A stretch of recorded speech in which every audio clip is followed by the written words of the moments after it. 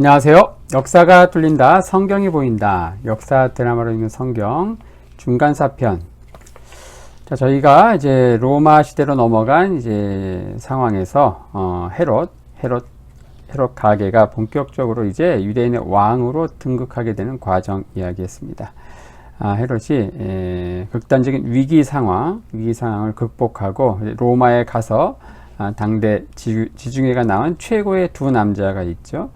조만간 이제 한판 승부를 벌이게 될 두 남자 옥타비누스와 안토니우스로부터 원로원 최종 인준을 받고 유대인의 왕족이 아님에도 유대 땅의 왕으로 인준받게 되는 이런 상황들 이야기했습니다. 그리고 로마 군단을 이끌고 와서 당시 안티고누스가 이끌던 3년에 걸친 내란, 반란을 평정하고 마침내 유대인의 왕으로 등극하게 되는 과정 얘기했죠. 오늘은 주전 37년에 시작된 이제 헤롯의 유대 땅 통치, 그 중에서 가장 큰 걸림돌이었던 대제사장을 누구로 임명할 것인가, 그 과정에서 처남 아리스토블루스 3세를 이제 죽이게 되는 그런 과정에 대해서 좀 설명하고자 합니다. 헤롯 패밀리에 대한, 특히 헤롯 대왕의 통치에 대해서 많은 분들이 관심이 있는데, 그 중에서 좀 드문드문 어떤 파편적인 지식으로 알려진 게 바로 처남을 죽이게 되는 과정입니다. 오늘 거기에 좀 포커스를 맞춰가지고 이제 오자마자 집권 초기 헤롯 대왕의 통치에서 안팎으로 이제 가장 큰 이제 장애물이 무엇이었는가, 그런 것들을 이제 잘 또 어떻게 보면 넘어가서 잘 극복하고 무려 34년간에 걸친 철권 통치를 하게 되죠. 유대 땅에서 권력을 강화해 나가는 헤롯, 그 중에 핵심이 오늘은 이제 처남 아리스토블루스를 이제 죽이게 되는 이제 그런 과정을 얘기하겠습니다.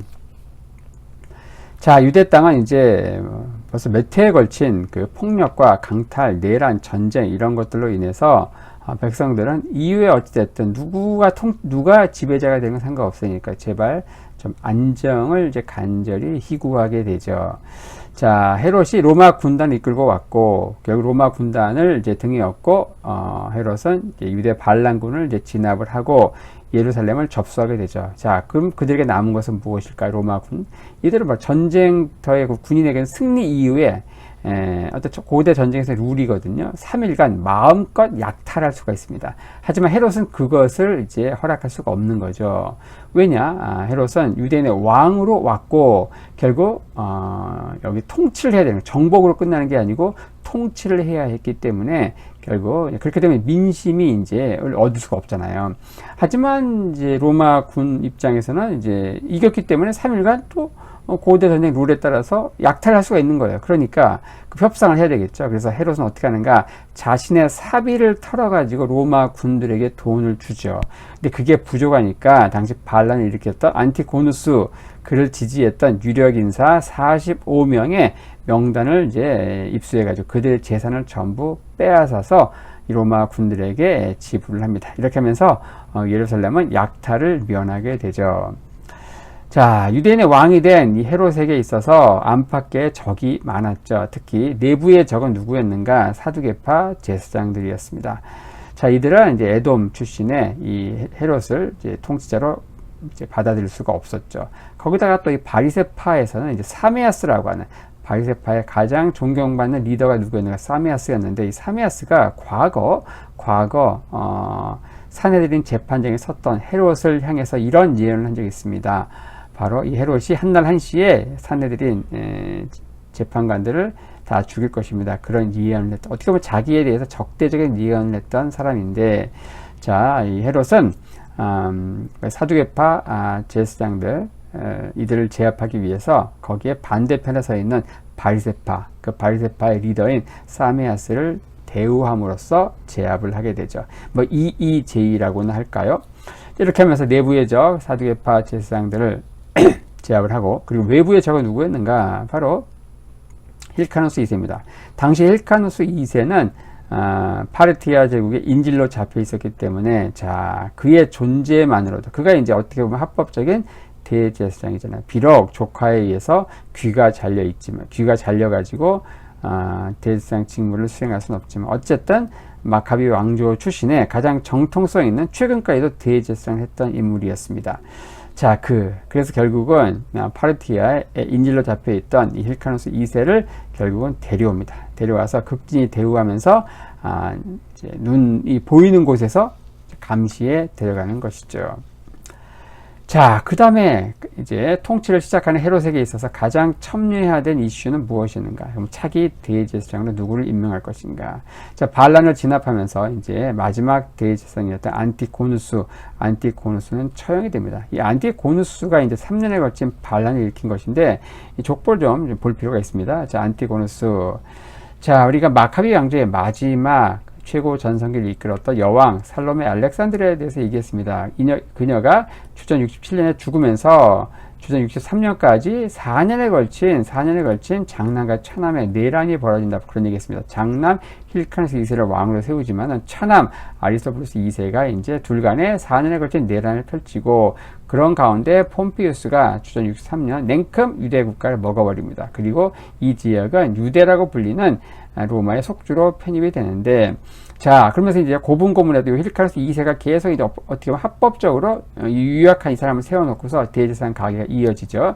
하지만 굉장히 반골 기질이 많았던 아리스토블루스 2세는 로마의 포로로 잡혀가고 거기서 처형당하죠. 하지만 그의 아들 가운데 알렉산더가 있죠. 알렉산더. 그 차남이 누구냐? 둘째 아들이 누구냐? 지금 이야기는 안티고누스예요. 안티고누스. 이 안티고누스가 당시 로마 입장에서는 로마가 있죠. 로마 서쪽에 그 동쪽에 로마와 자웅을 겨룰 수 있는 유일한 제국이 누구였는가? 파르티아였어요. 파르티아.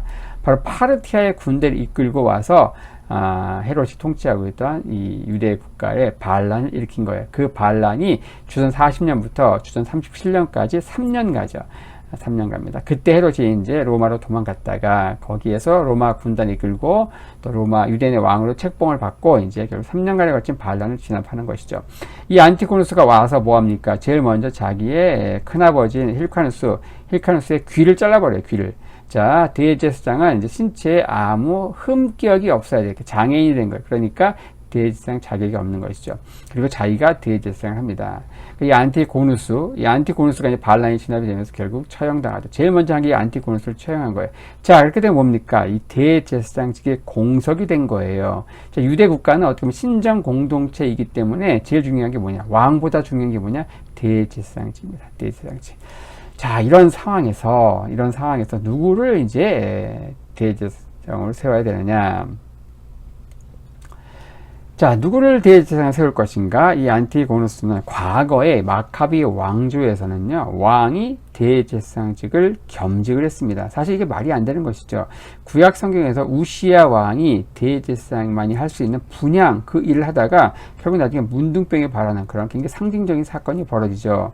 재정일치가 아니거든요. 바로 정치와 종교가 딱 분리가 되어야 되는데 어쨌든 마카비 왕조는 왕이면서 한시적으로 대제사장직을 같이 겸직하는 것을 산헤드린 공회에서 허락을 해요.